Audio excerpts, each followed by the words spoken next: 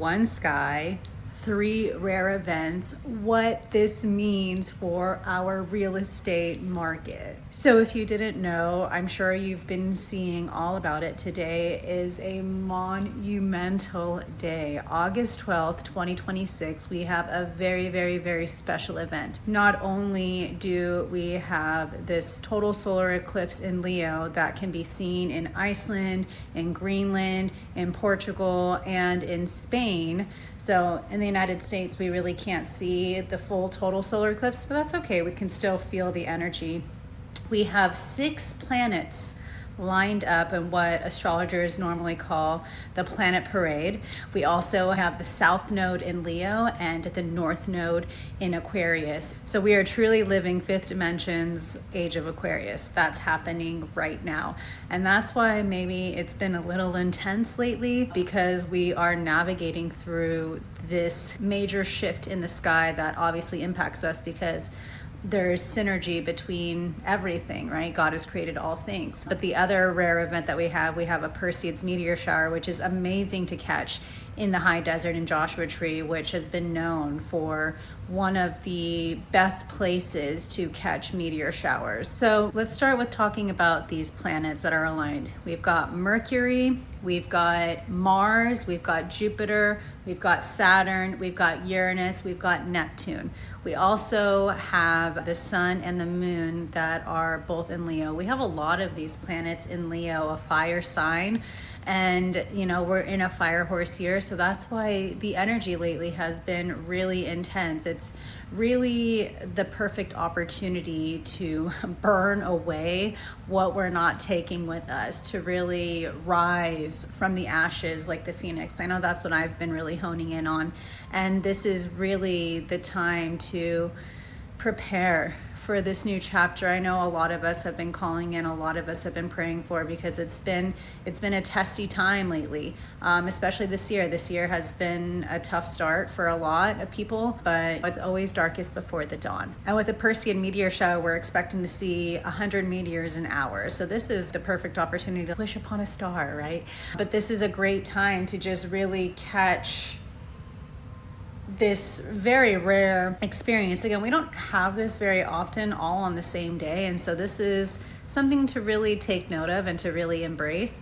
But the thing that is really exciting about this eclipse that we're seeing in Leo, and again, that's happening right now, this opportunity is a very rare thing. We're not going to see something like this for another 10 years, let alone having 6 planets all lined up, and to have this eclipse and to really have this meteor shower. This is all very, very rare. But with this Leo solar eclipse, this is the time to really, again, use that fire to pave the way for what it is we're calling in. This is a very, very supercharged new moon that is really set with identity and changes in our identity and new beginnings, and just really burning away the ego. Now is the time for us to really embrace the truth of who we are and to be unapologetic about who we are. This is not the time to play small anymore. This is time to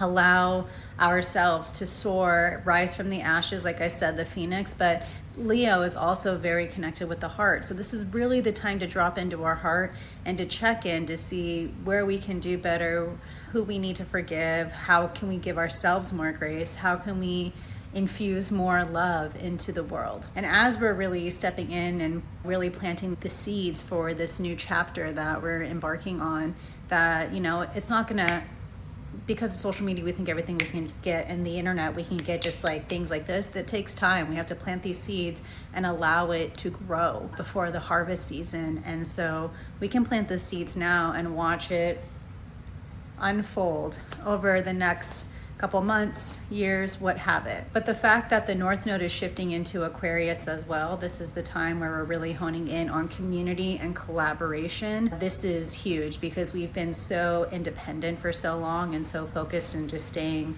in our own lane and afraid to ask for help. And all of that is shifting. We're moving into community and collaboration. This isn't about competition anymore. And this is what I really wanted to talk about, how this can impact real estate. This market, I should say, is really honed in on community.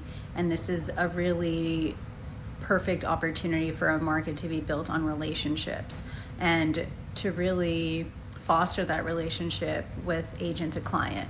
And this is a non-negotiable in today's world. I think especially as there's such a rise with AI, people are craving this desire for human connection. And this is, as a realtor, this is what we're responsible to really bring to the table, is how can we foster this human connection with our clients and not just see it as a transaction. I know for me, I can't stand sleazy sales.